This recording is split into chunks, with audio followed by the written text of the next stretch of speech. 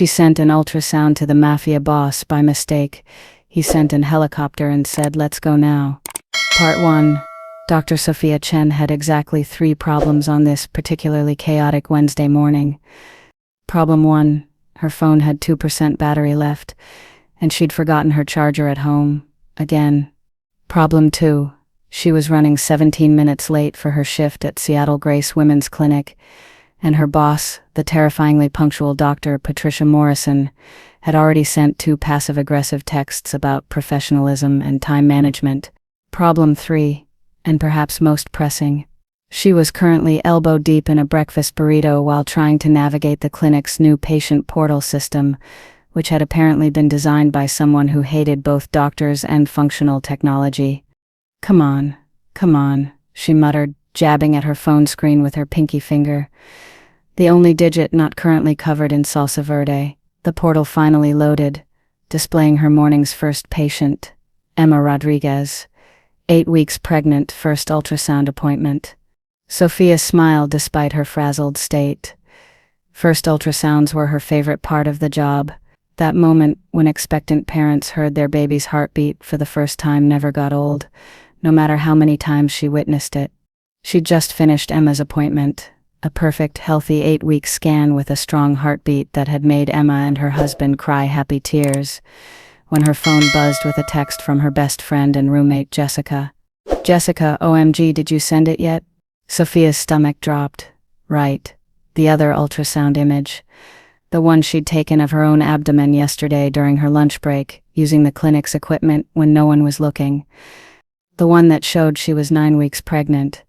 The one she desperately needed to send to Marcus Chen, her ex-boyfriend of exactly 3 months, the man who'd broken up with her via a post-it note that said, "It's not you, it's my commitment issues," before disappearing to find himself in Costa Rica. Sophia, not yet, trying to find the right words. "Jessica, girl, there are no right words for hey. Remember when you dumped me? Well, surprise, you're gonna be a dad. Just send the damn ultrasound and rip off the Band-Aid." Sophia sighed, pulling up her photo gallery. There it was, the grainy black and white image that had turned her entire world upside down. A tiny blob that looked more like a kidney bean than a human, but was somehow both terrifying and miraculous at the same time. She'd rehearsed this moment 100 times. She'd even written out a script on her notes app. "Marcus, we need to talk. I know this is unexpected, but every version felt wrong. Too formal, too casual, too accusatory, too apologetic. Screw it, Jessica was right, just send it." She pulled up her recent contacts, found Marcus' do not text at the top of the list. A label Jessica had helpfully added after one too many late-night "I miss you" almost texts, and attached the ultrasound image. Her thumb hovered over the send button. 1 deep breath, 2. She pressed send. The message swooped away with a satisfying whoosh sound, and Sophia felt simultaneously relieved and nauseated. There. Done. No taking it back now. Whatever happened next was... Her phone immediately started ringing. Sophia nearly dropped it. That was fast. Way too fast. Marcus was supposed to be teaching surf lessons in Costa Rica right now, wasn't he? It was barely 6 a.m. there. The caller ID made her blood run cold. Incoming call. Unknown number. Not Marcus. Someone else had her message. Her hands started shaking as she answered. Hello. Is this Dr. Sophia Chen? The voice was male, deep, and carried an accent she couldn't quite place. Italian, maybe? It was smooth as aged whiskey, and somehow both polite and vaguely threatening. Yes? Who is this? My name is Luca Romano. I believe you just sent a very interesting message to my phone. Sophia's mind went completely blank. Romano, that name sounded familiar, but she couldn't. "I'm sorry, I think there's been a mistake," she stammered. "I was trying to reach someone else." Clearly, there was a pause and she heard papers rustling in the background. "However, I am very interested in discussing the contents of your message. Where are you currently located?" What? No. This is obviously a wrong number. I'm so sorry for bothering you. Dr. Chen. His voice cut through her panic, like a knife through butter. I don't appreciate being lied to. The metadata on your image indicates you sent it from Seattle Grace Women's Clinic. I'm assuming you're there now." Sophia's mouth went dry. Who the hell tracks metadata on random text messages? "I really don't think. I'm sending a helicopter. It should arrive at the helipad on your building's roof in approximately 45 minutes. Pack whatever you need for a few days." "I'm sorry, what?" Sophia's voice came out as a strangled squeak. "A helicopter? Are you insane? I'm not going anywhere with you.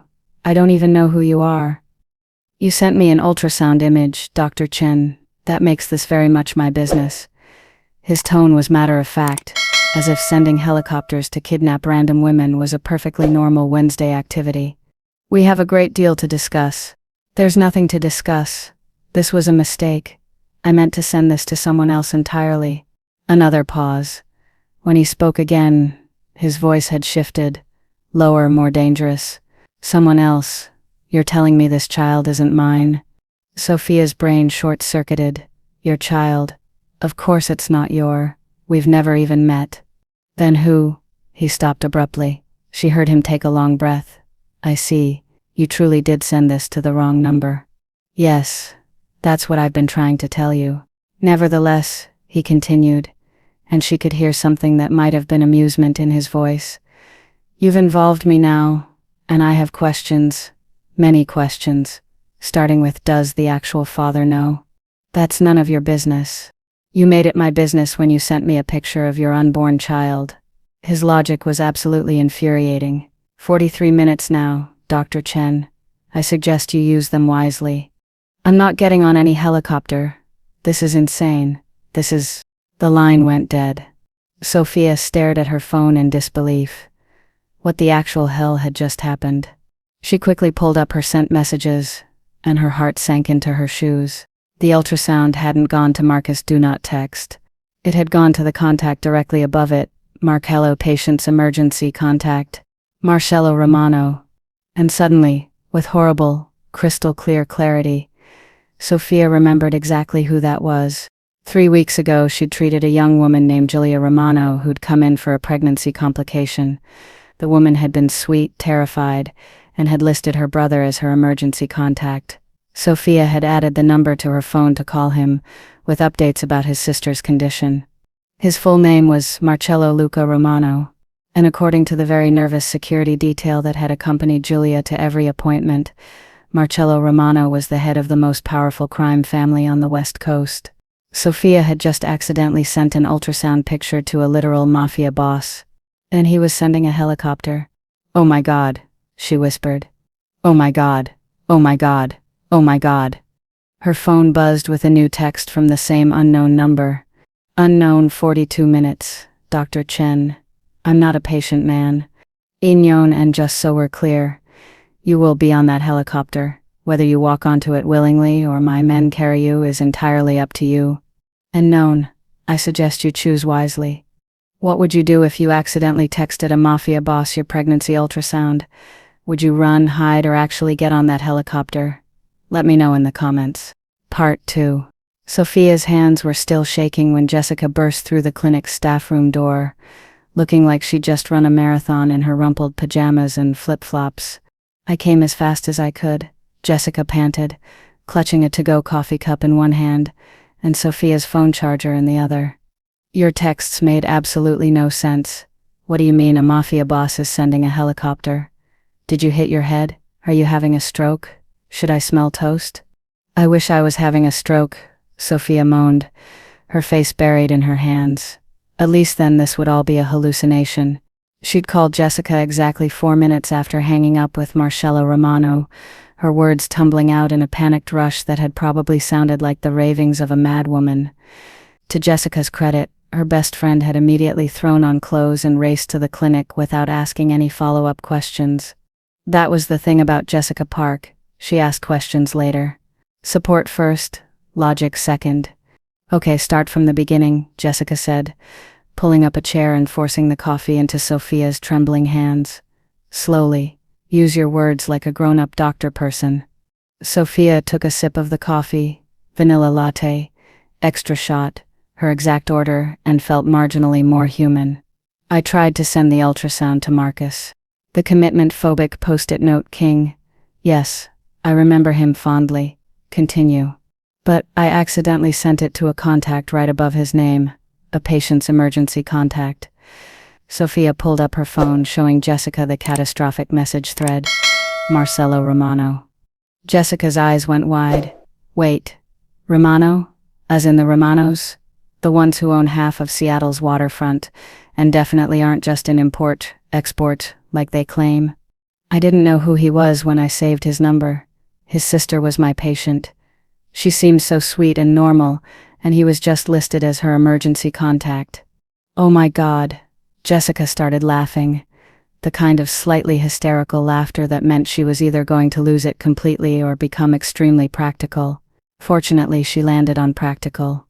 Okay, this is fixable. You just explain the mistake.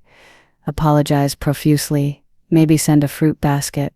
He's sending a helicopter, Jess, to the roof. And Sophia checked her phone. 36 minutes. He's what? And he said I'll be on it whether I walk on willingly or his men carry me. Jessica set down her coffee very carefully. I'm sorry, he threatened to kidnap you.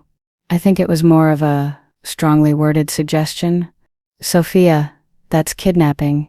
That's literally the definition of kidnapping. Jessica was already pulling out her own phone.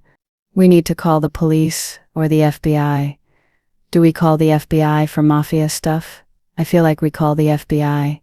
No. Sophia grabbed Jessica's wrist. We can't. What if that makes it worse? What if he thinks I'm trying to, I don't know, expose him or something? Babe, I love you, but you're thinking like a rational person. This man is not operating on rational person logic. He's operating on, I'm a crime boss, and I do what I want, logic. Sophia knew Jessica was right. Of course she was right. Jessica was always right about these things. While Sophia had spent her 20s buried in medical textbooks and cadaver labs, Jessica had been out in the real world, dating musicians and artists, and one memorably terrible stockbroker, learning how to read people and spot red flags from a mile away. Which was why Jessica had hated Marcus from day one. He's going to break your heart, Jessica had warned after meeting him the first time. He's got that look, like he's already planning his exit strategy. Sophia hadn't listened. She'd been too caught up in Marcus's charm, his easy smile, the way he'd seemed so interested in her work. He'd seemed different from the emotionally unavailable types she usually fell for. Turned out he was just better at hiding it. I need to think, Sophia said, standing up and starting to pace.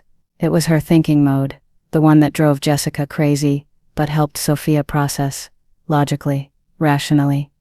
I'm not sure logic applies to Mafia helicopter situations. He knows where I work. He knows my full name. He clearly has resources to find out anything else he wants. Sophia ticked off points on her fingers, a habit from medical school that had never quite left her. Running would be stupid. Hiding would be stupider. The police, he's probably got half the department on his payroll. You've been watching too many crime dramas. Have I?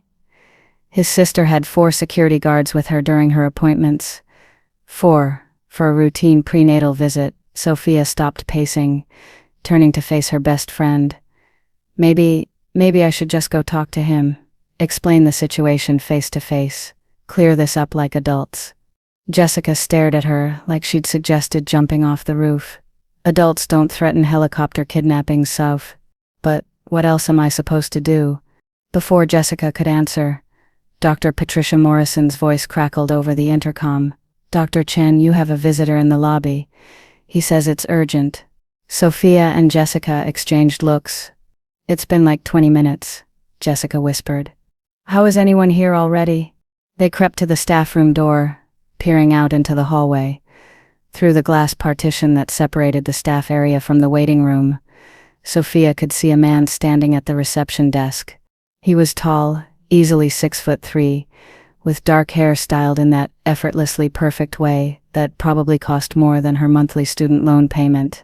He wore a charcoal gray suit that fit him like it had been sewn onto his body by Italian tailors, which it probably had. Even from this distance, Sophia could see the sharp line of his jaw, the broad set of his shoulders, the way he commanded the space around him like gravity bent to his will. He was, objectively speaking, the most attractive man Sophia had ever seen in real life. He was also clearly dangerous. The receptionist, bubbly, unflappable Amy, who dealt with difficult patients like a saint, looked absolutely terrified. "Is that him?" Jessica breathed. "I don't know. Maybe. I've never actually seen him before." But even as she said it, Sophia knew. Of course it was him.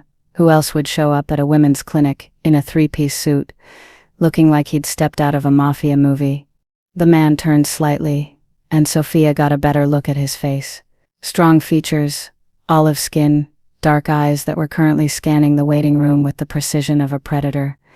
There was a small scar above his left eyebrow, barely visible, but somehow making him look even more dangerous.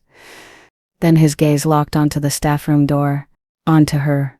Even through the glass partition, even from 20 feet away, the eye contact felt like a physical thing, like he could see right through her, into every corner of her mind, cataloging her fears and weaknesses for later use.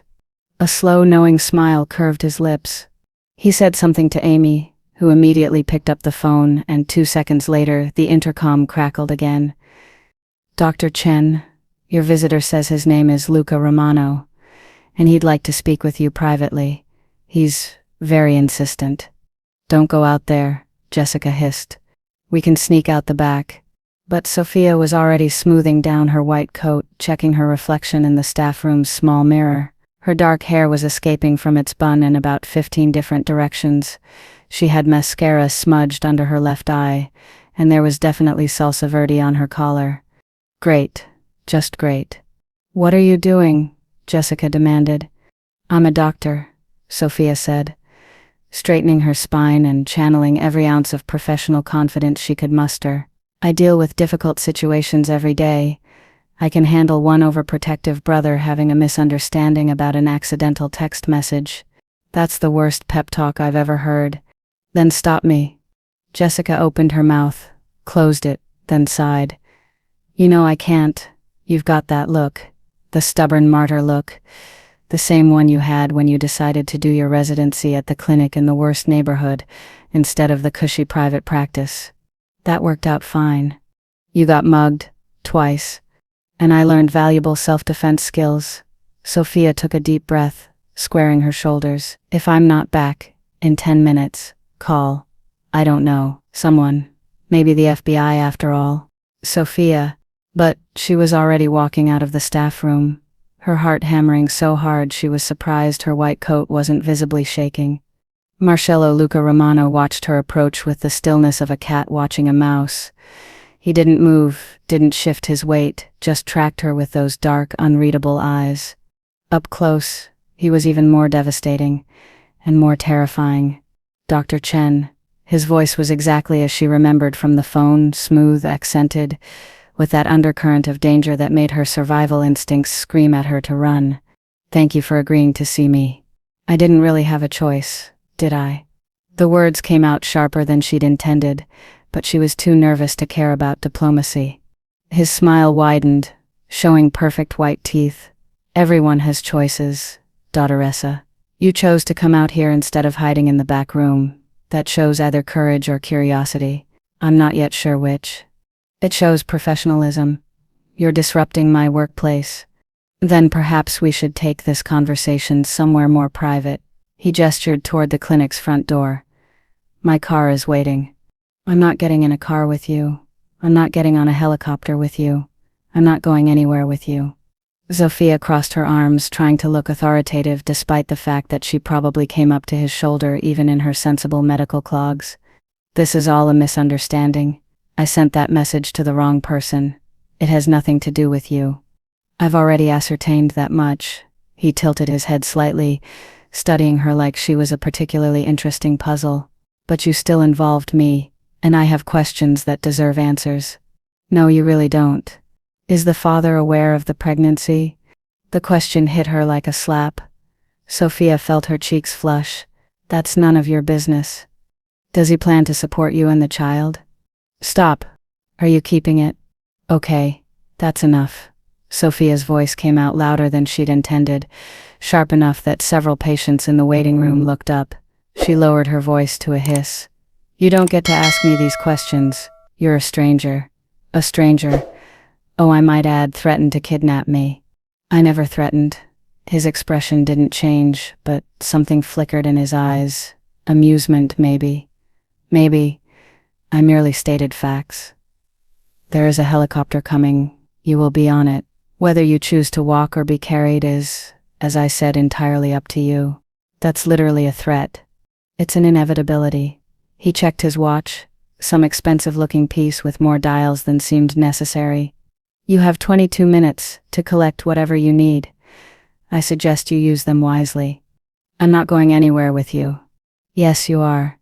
The certainty in his voice made her want to scream, or cry, or possibly both. Why? She demanded. Why do you even care? This has nothing to do with you. For the first time, his expression shifted. Something harder entered his eyes, something that made her take an involuntary step back. My sister Julia texted me last night, he said quietly. She told me she's terrified of being a mother, that she doesn't know if she can do this, that she wishes someone had prepared her better for what pregnancy really means. Sophia's anger deflated slightly. She remembered Julia, sweet, scared Julia who'd cried during her first ultrasound, and asked 100 nervous questions about every twinge and symptom. I'm sorry to hear that, but when I received your message this morning, I thought. He paused, and for just a moment, his mask of control slipped. I thought it was from her. A new ultrasound, a sign that things were getting better. Oh no. Suddenly his reaction made terrible, heartbreaking sense. Mr. Romano. Luca, he corrected automatically. And before you start apologizing, understand that I am not a man who forgives easily. You gave me 30 seconds of hope before taking it away. That's not something I'm inclined to overlook. I didn't mean to. But, he continued, cutting her off, I also believe in fate, in signs.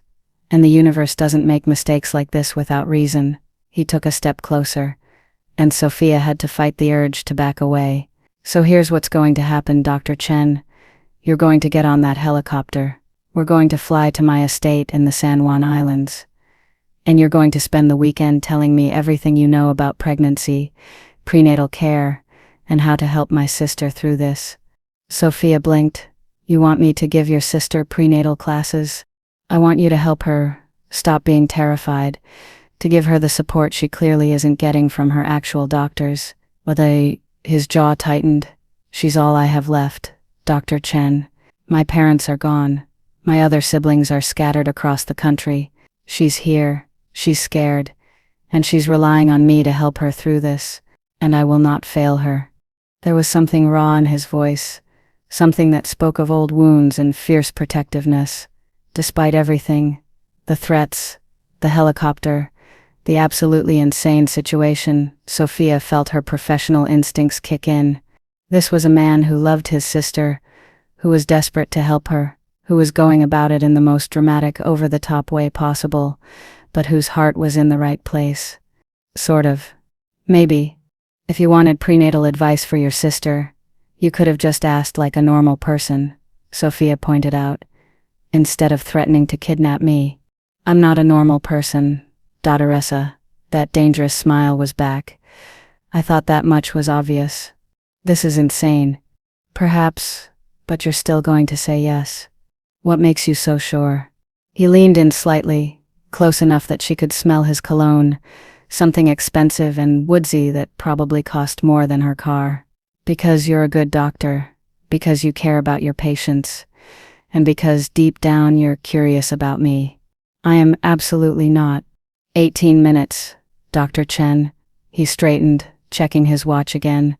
The helicopter doesn't wait for anyone, not even beautiful, stubborn doctors who send me ultrasounds by mistake. He thought she was beautiful? No, focus. That didn't matter. I have patients scheduled all day, she protested weakly. I've already spoken to Dr. Morrison. She's agreed to cover your shifts for the next 3 days. You did what? I made a very generous donation to the clinic.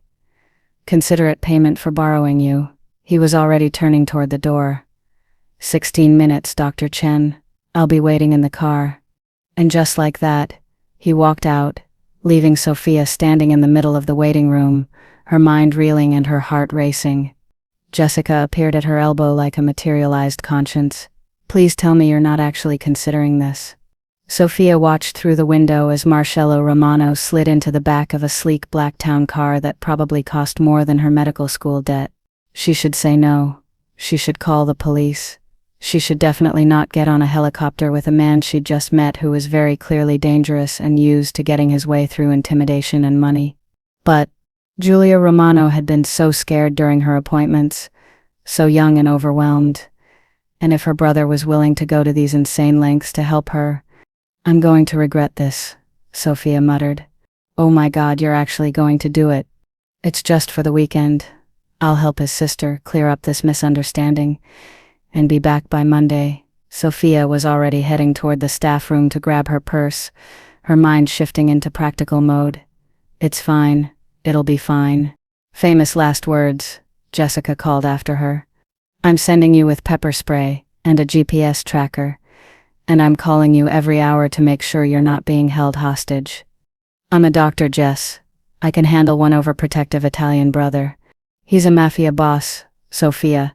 But Sophia was already texting her landlord to feed her cat, her mind racing with what she'd need to pack for an unexpected weekend trip to help a scared pregnant woman and survive her absolutely unhinged, devastatingly attractive, probably dangerous brother. Just a normal Wednesday. Totally fine. Completely under control. 14 minutes later, Sophia found herself standing on the clinic's rooftop helipad, overnight bag clutched in white-knuckled hands, watching a sleek black helicopter descend from the sky like something out of a movie. This was fine. Everything was fine. She was definitely not about to make the worst decision of her life. Probably. Part 3. The helicopter was obscenely luxurious. Sophia had never been in a helicopter before. Her previous modes of transportation maxed out at economy class, with a crying baby nearby, but she was pretty sure they weren't supposed to have cream leather seats, polished wood accents, and what appeared to be a fully stocked bar. Marcello Romano sat across from her, completely at ease, despite the fact that they were thousands of feet in the air in what was essentially a very expensive metal box with spinning blades. He'd removed his suit jacket, revealing a crisp white shirt that did absolutely nothing to hide the muscular build underneath. Sophia tried very hard not to notice. She was failing spectacularly. First time flying? He asked, his voice barely audible over the headset they'd both been given. In a helicopter? Yes. In general? Also yes, if you don't count the one time I flew to my grandmother's funeral and had a panic attack in the airport bathroom. Why did she just tell him that? What was wrong with her? His lips twitched. You're nervous. I'm in a helicopter with a stranger who may or may not be planning to murder me and dump my body in the Pacific. So yes, I'm a little nervous. If I wanted to murder you, Dr. Chen, I wouldn't waste such an expensive helicopter ride doing it. He said it so matter-of-factly that Sophia couldn't tell if he was joking. Besides, you're far more valuable to me alive. My sister needs you. About that, Sophia shifted in her seat, trying to find a position that didn't make her feel like she was about to slide out the door. I'm still not entirely clear on what you expect from me. I saw Julia 3 weeks ago for a follow-up after her complication. She was doing fine. Her regular OB should be handling everything.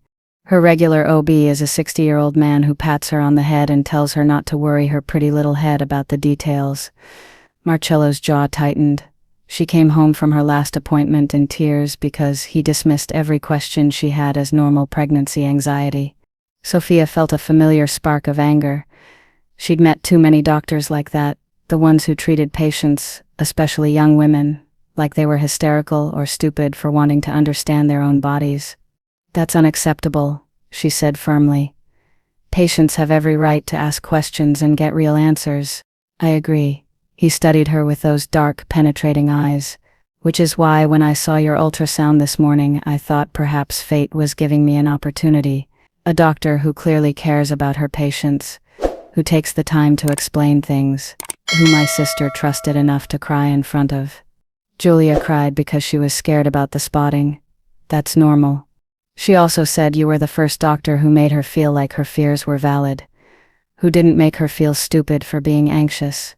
He leaned forward slightly. That's rare, Dr. Chen. Trust me. Sophia didn't know what to say to that. She'd gone into medicine because she wanted to help people, to make them feel heard and cared for. But hearing that she'd actually succeeded, that she'd made a difference to someone, made her chest feel tight in a way that had nothing to do with the altitude. I just did my job, she said quietly. No, you did more than that. He reached into his jacket pocket and pulled out his phone, tapping a few times before turning it to show her. This is what Julia texted me after her appointment with you. Sophia leaned forward to read the message. Julia. She was so nice, Luca. She explained everything and didn't make me feel dumb for being scared. I wish she could be my regular doctor. Can you make that happen? You can make anything happen, right? I told her I'd look into it, Marcello said, pocketing his phone. And then this morning, the universe delivered you directly to me. How could I not take that as a sign? By recognizing that it was a mistake, Sophia couldn't help the exasperation in her voice. A wrong number? A complete accident? I don't believe in accidents, daughteressa. Well, I don't believe in fate, so I guess we're at an impasse. His smile was slow and dangerous. I think you'll find that I'm very good at resolving impasses in my favor.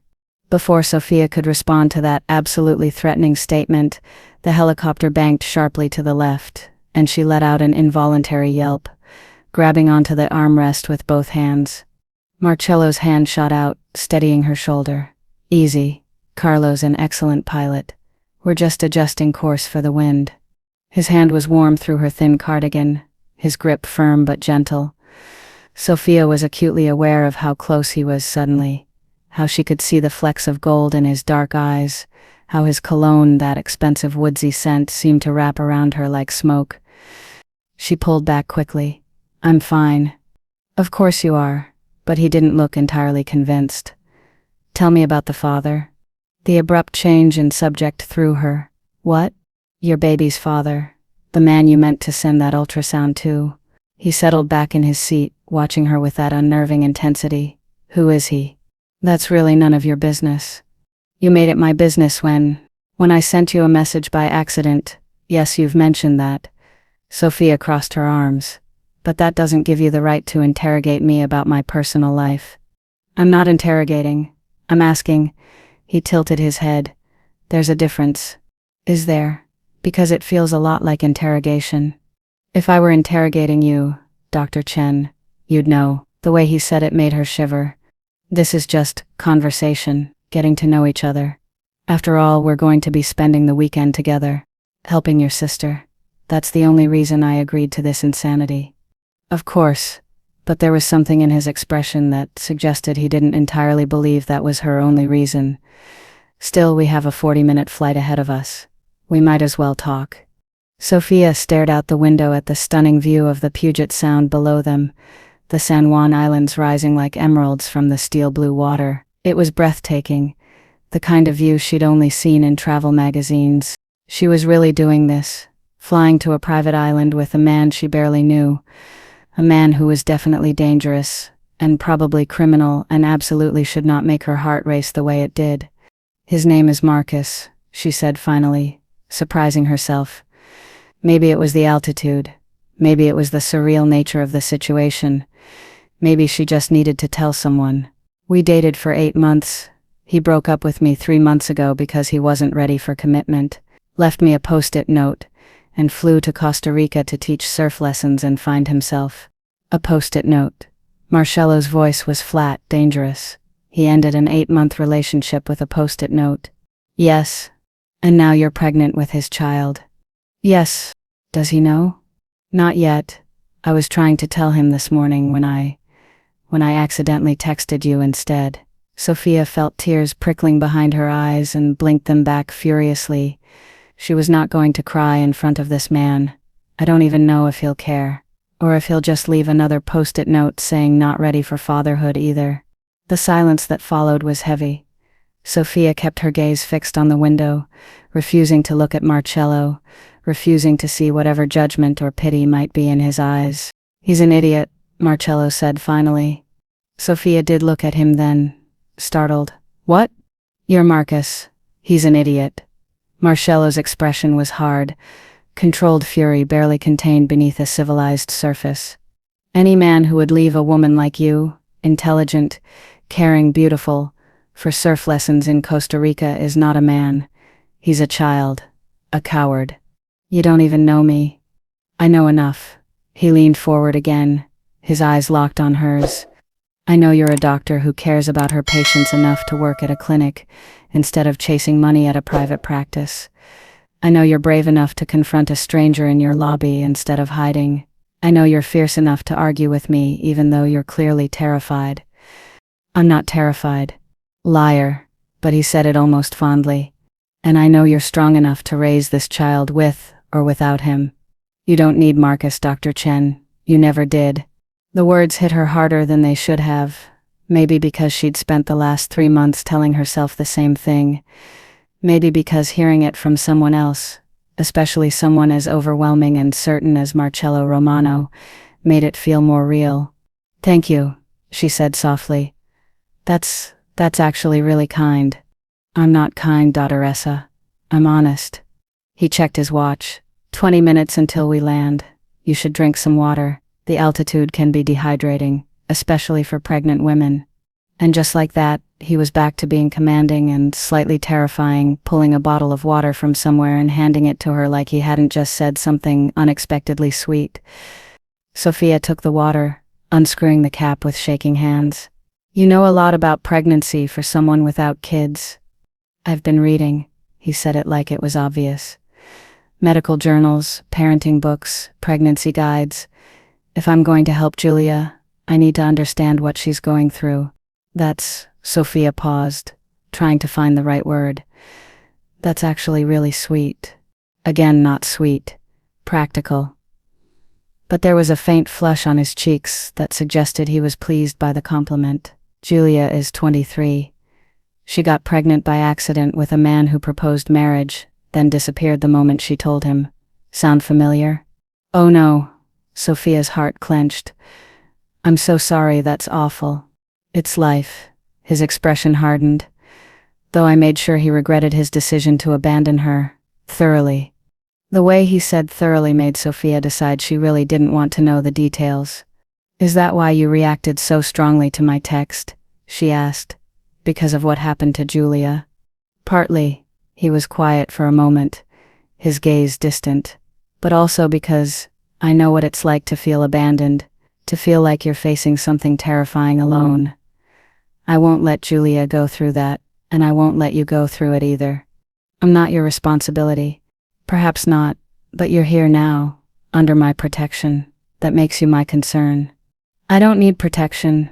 "Everyone needs protection, Dr. Chen. The question is whether they're smart enough to accept it when it's offered." He gestured out the window. "We're approaching the island now. You should look. The view is spectacular." Sophia turned to the window and gasped. The island rising from the water below was stunning. Dense forests of evergreen trees, giving way to rocky cliffs and pristine beaches. And perched on the highest point, overlooking everything like something out of a fairy tale, was a massive stone estate that looked like it had been transported directly from the Italian countryside. "That's your house?" she breathed. "That's one of my houses." He said it without arrogance, just stating a fact. "The one I prefer. Fewer people, more privacy, better security. It's beautiful. It's home." There was something soft in his voice, something vulnerable that disappeared almost as quickly as it appeared. "Julia is waiting for us. I told her I was bringing someone to help her, but I didn't mention who. I thought it would be a nice surprise." "You mean you didn't want to give her time to tell you this was a terrible idea?" His smile was sharp. "That too." The helicopter began its descent, landing smoothly on a helipad near the main house. As soon as the blades began to slow, Marcello was out of his seat, offering her his hand. "Welcome to Isola Romano, Dottoressa. Try not to run away. The nearest mainland is 40 miles, and the waters are very cold this time of year." Sophia took his hand. What choice did she have? and let him help her out of the helicopter. The moment her feet touched the ground, she was struck by the sheer beauty of the place. The air smelled like pine and salt water, the only sounds the distant crash of waves and the cry of seagulls. It was paradise, or a very beautiful prison, depending on how you looked at it. "Luca," a female voice called out, and Sophia turned to see a young woman hurrying toward them from the main house. She was petite, dark-haired, with a visible baby bump under her flowing dress. "You didn't tell me you were bringing Dr. Chen?" Julia Romano's eyes went wide with shock and delight. "Surprise," Marcello said dryly. "I brought you a present." "I'm not a present," Sophia muttered, but Julia was already rushing forward, pulling her into a hug. "Oh my God, I can't believe you're here. This is amazing. Luca, how did you even wait?" Julia pulled back, her eyes narrowing suspiciously at her brother. "What did you do? Did you kidnap her? Please tell me you didn't kidnap my doctor."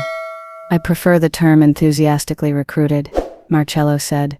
"He threatened to have his men carry me onto the helicopter," Sophia added helpfully. Julia smacked her brother's arm. "Luca, you can't just kidnap people." "I didn't kidnap anyone. She came willingly. After you threatened her." Details. Watching the two siblings bicker, Sophia felt some of her tension ease. This was familiar ground. Family dynamics, sibling relationships. This she could understand.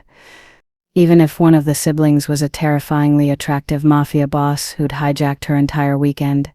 "I'm so sorry," Julia said, turning back to Sophia with an apologetic smile. "My brother can be intense. That's one word for it. But he means well, usually. Mostly." Julia linked her arm through Sophia's, already steering her toward the house. "Come on, let me show you to your room. You must be exhausted after dealing with him. I'll make us tea, and you can tell me everything, and I mean everything. How he convinced you to come here. Whether he was scary, if he tried to use his 'I'm a powerful man, do what I say' voice." "I'm standing right here," Marcello called after them. "We know," Julia called back sweetly. "Go do your brooding boss things somewhere else. Girl talk only." As Julia led her into the sprawling estate, chattering excitedly about doctor questions and pregnancy fears and how thrilled she was to have company, Sophia glanced back at Marcello. He stood on the helipad, hands in his pockets, watching them with an expression she couldn't quite read, but there was something in his eyes, satisfaction maybe, or possessiveness. He caught her looking and smiled. That slow, dangerous smile that made her stomach flip. This weekend was either going to be the best decision she'd ever made, or the worst. Sophia was genuinely terrified to find out which. "Okay, be honest. Would you have gotten on that helicopter? And what do you think Marcus is going to do when he finally finds out about the baby? Drop your predictions below." Part 4. Sophia's room was larger than her entire apartment. Floor-to-ceiling windows overlooked the ocean, framing a view so perfect it looked photoshopped. The bed was a massive 4-poster affair with cream-colored linens that probably had a thread count higher than her credit score. Fresh flowers, white roses and lavender sat on the dresser, filling the air with a delicate scent. There was also a private bathroom with a soaking tub that could fit 3 people, a walk-in closet that was currently empty, except for her sad little overnight bag, and what appeared to be an actual fireplace. "This is insane," Sophia muttered, running her hand along the silk duvet. "Luca likes to make sure his guests are comfortable," Julia said from the doorway, a knowing smile on her face. "Though he doesn't usually bring guests here, you must be special." "I'm not special. I'm confused and possibly being held hostage." Julia laughed, settling onto the window seat and patting the cushion beside her. "Come sit, tell me everything, and I mean everything. Starting with how my brother ended up with your ultrasound picture." Sophia joined her, tucking her legs underneath her, and explained the whole mortifying story. The wrong contact, the panicked phone call, the helicopter threat, all of it. By the end, Julia was laughing so hard she had tears streaming down her face. "Oh my God," she gasped, clutching her stomach. "Oh my God, that's the best thing I've ever heard. You accidentally sent my terrifyingly overprotective brother a pregnancy ultrasound and he just decided to keep you." "He didn't keep me. This is temporary. I'm helping you this weekend." and then I'm going home. Uh-huh, sure. Julia's eyes sparkled with mischief. That's definitely why he put you in the guest room directly across from his, and why he personally picked those flowers for your room this morning, and why he's been pacing downstairs for the last 10 minutes, like a nervous cat. Sophia's heart did a weird little flip. He picked these flowers, cut them from the garden himself. I watched him do it. Julia leaned forward conspiratorially. My brother doesn't do things without a reason, Dr. Chen, and he definitely doesn't bring strange women to his private island just to help his pregnant sister. He could have hired a whole team of doctors for that. Please call me Sophia, and I think you're reading too much into this. He was worried about you. He saw an opportunity to help. That's all. You really believe that? Sophia wanted to say yes. She wanted to believe this was just about Julia, just about helping a scared pregnant woman, nothing more complicated than that. But she kept thinking about the way Marcello had looked at her in the helicopter, the way he'd called her beautiful, the way his hand had felt on her shoulder, warm and steady and protective. I don't know what I believe, she admitted, but it doesn't matter. I have a life in Seattle, a job, a baby on the way, with a father who may or may not care. I can't afford to get distracted by your brother's, whatever this is. His whatever? Julia's grin was downright evil. You mean his tall, dark, handsome, rich, overprotective, secretly a total softie whatever? He threatened to kidnap me. He also hand-picked flowers for your room. That doesn't cancel out the kidnapping threat. Doesn't it though? Julia stood, stretching. Come on, let's get you settled and then we can have dinner. Luca hired a chef for the weekend. Someone who specializes in pregnancy-safe cuisine because of course he did. And after dinner, you can tell me all about prenatal care and whether it's normal that I cry every time I see a commercial with a baby in it. That's completely normal. Even the diaper commercials? Especially the diaper commercials. Pregnancy hormones are no joke. They spent the next hour talking, really talking about Julia's pregnancy journey. Her fears about labor, her anxiety about being a single mother, her confusion about all the conflicting advice she'd received from well-meaning relatives. Sophia found herself slipping into doctor mode, answering questions with patience and warmth, explaining medical terms in simple language, validating Julia's concerns, while also reassuring her that everything she was feeling was normal. It felt good, right? This was why she'd become a doctor, to help people, to make them feel heard and supported, even if the circumstances that brought her here were absolutely bonkers. Thank you, Julia said softly when they finally headed downstairs for dinner. Seriously, I've been so scared, and my regular doctor just keeps patting my hand and telling me not to worry. But you actually listen. You actually explain things. That's literally the bare minimum of being a doctor. You'd be surprised how many doctors don't meet that bare minimum. Julia paused at the top of the grand staircase, her expression turning serious. I know Luca's methods were unconventional, but I'm really glad you're here, Sophia. Not just as a doctor, as a person. Before Sophia could respond, Marcello's voice drifted up from below. Are you two going to stand there all night, or are you planning to join me for dinner? Julia rolled her eyes. See, impatient as always. Come on. The dining room was somehow even more impressive than the bedroom. A long table made of dark wood, set for three with china that looked both ancient and priceless. Candles flickered in silver holders, casting warm light across the room. Through the windows, the sun was setting over the ocean, painting the sky in shades of pink and gold. Marcello stood at the head of the table, having changed from his suit into dark slacks and a black button-down shirt with the sleeves rolled up to his elbows. It should have been a more casual look, but somehow it made him seem even more dangerous, like a panther trying to pretend it was a house cat. His eyes found Sophia immediately, tracking her as she entered the room. Dr. Chen, I trust your room is satisfactory. Sophia struggled to find words that wouldn't sound either ungrateful or too impressed. It's very nice, thank you.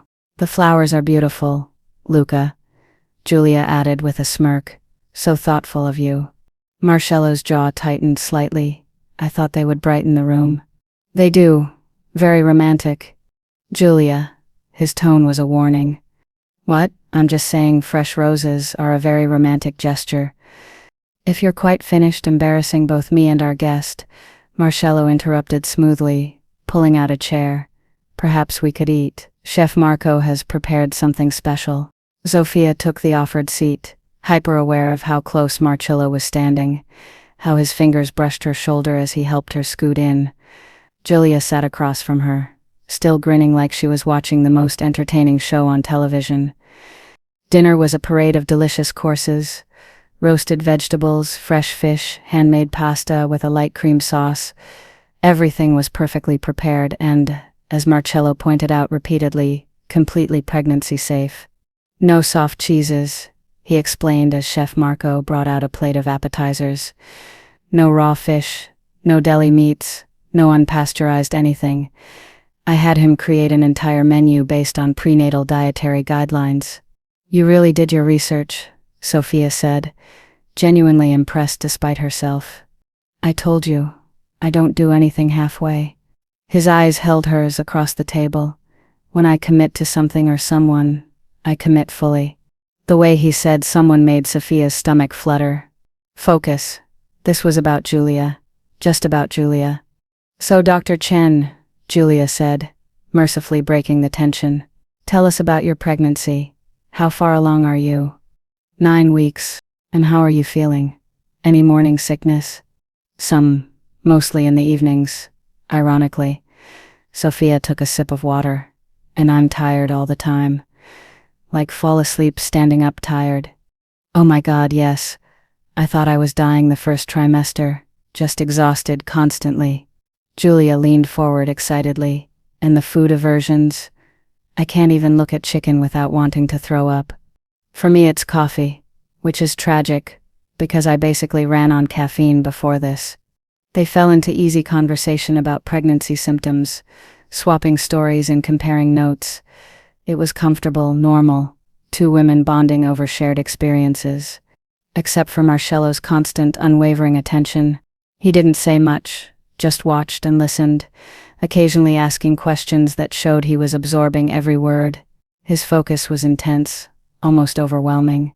Every time Sofia glanced his direction, she found him looking at her with those dark, penetrating eyes. So the father, Julia said, and Sofia immediately tensed. Marcus, have you told him yet? No, I was trying to this morning when I texted your brother instead. Are you going to tell him? Eventually, he deserves to know. Sofia pushed pasta around her plate. Even if I'm not sure he'll care.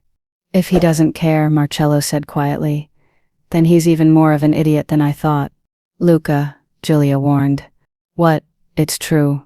He set down his wine glass, which Sofia noted he'd barely touched all evening. A man who walks away from his responsibilities isn't a man at all. It's more complicated than that, Sofia said, feeling oddly defensive of Marcus despite everything. We weren't planning this. Neither of us was ready. Being ready is irrelevant. You don't abandon people just because the situation isn't convenient. The vehemence in his voice surprised her. You sound like you're speaking from experience. Something dark flickered across his face. My father abandoned us when I was 12, left my mother with 4 children, and a mountain of debt. I had to grow up very quickly to take care of my family. His hands clenched around his napkin. So yes, I have strong opinions about men who run away from their responsibilities. The silence that followed was heavy. I'm sorry, Sofia said softly. That must have been incredibly difficult. It was, but it taught me what kind of man I wanted to be, what kind of man I never wanted to become. He looked at her, his expression fierce. Your Marcus chose to be the kind of man my father was. Weak, selfish, a coward. You don't know him. I don't need to know him. His actions speak for themselves. Marcello leaned forward. You deserve better than that, Sofia. Both you and your child. It was the first time he'd used her first name. The sound of it in his accented voice sent shivers down her spine. Well, this got heavy, Julia said, clearly trying to lighten the mood. Who wants dessert? Chef Marco made this amazing tiramisu that's pregnancy safe, because Luca is obsessed with following all the rules. Following the rules keeps you safe, Marcello said, not taking his eyes off Sofia. Following all your rules would keep me locked in a bubble-wrap cocoon, Julia retorted. Sophia, please tell my brother that pregnant women can live normal lives and don't need armed guards following them to prenatal yoga. You have armed guards at prenatal yoga? Sophia asked, momentarily distracted. 2. In the parking lot. It's humiliating. It's necessary. You're a Romano. That comes with certain risks. That you're paranoid about. That I'm realistic about. Watching them bicker was like watching a well-rehearsed comedy routine. Despite the tension, despite everything, Sophia found herself smiling. What? Marcello asked, catching her expression. Nothing. You two you clearly care about each other a lot. It's sweet. Sweet? Marcello looked offended. I'm not sweet. You literally picked flowers for my room this morning. Julia snorted into her water glass. Oh, she's got you there, big brother. I picked flowers because the room looked bare. It was practical. So romantic, Julia sing-songed. Julia, I swear to God. What? You gonna send me to my room? I'm 23 and pregnant. I think I'm past the grounding stage. Don't tempt me. They dissolved into bickering again, and Sophia just sat back and watched, feeling something warm and unfamiliar settle in her chest. This was what family felt like. The teasing, the care, the fierce protectiveness disguised as annoyance. She'd never really had this. She was an only child, raised by a single mother who'd worked 3 jobs and barely had time to breathe, let alone banter at the dinner table. Family dinners had been frozen meals eaten in front of the TV, both of them too tired to talk. This was different. This was alive and messy and warm. And dangerous, a small voice in her head warned. Because the more comfortable she got here, the harder it would be to leave.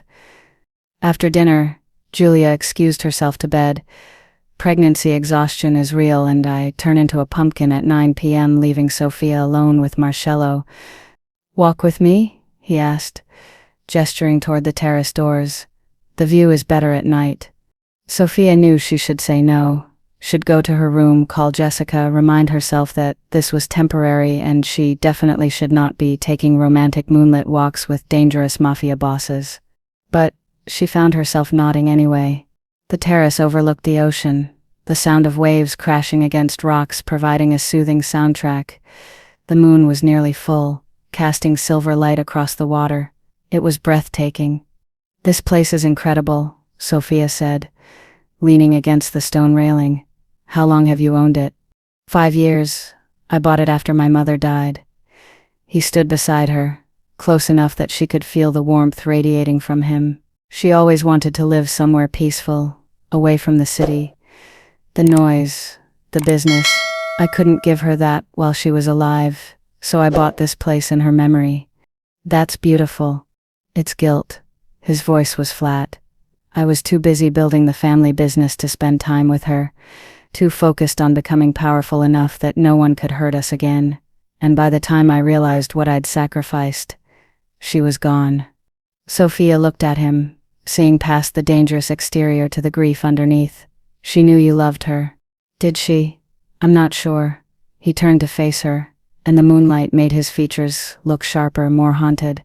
I'm very good at my job, Sophia, at being the person people fear and respect.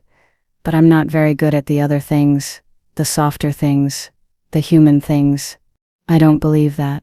You love your sister fiercely. You're trying to help her in the only way you know how. That's very human. Is it, or is it just control wearing a different mask? He reached out, his fingers brushing a strand of hair away from her face. I have a tendency to hold on too tightly to the things I care about, to try to protect them so completely that I suffocate them instead. His touch was gentle, reverent, completely at odds with the dangerous man who'd threatened to kidnap her this morning. Why are you telling me this? She whispered. Because I want you to understand what you're getting into. I'm not getting into anything. I'm helping your sister for the weekend, and then I'm going home. Are you? His thumb traced her cheekbone, and Sophia's breath caught. Because I'm very good at reading people, daughteressa, and I don't think you want to leave any more than I want you to go. You don't know what I want, don't I? He stepped closer, and Sophia's back hit the railing. I think you want someone who won't run away when things get difficult. Someone who will stay and fight and protect what's his. Someone who sees how extraordinary you are and refuses to let you settle for less than you deserve. And you think that's you? Her voice came out breathier than she intended. I think it could be, if you let it. He was going to kiss her. She could see it in his eyes, in the way he was looking at her mouth like it was something precious and forbidden. She should stop this, should step away, should remind herself that this was insane, that she barely knew him, that he was dangerous and complicated, and absolutely the last person she should be attracted to. But when his lips met hers, soft and questioning and achingly gentle, all those logical thoughts evaporated like mist. The kiss was nothing like she expected. It wasn't demanding or aggressive.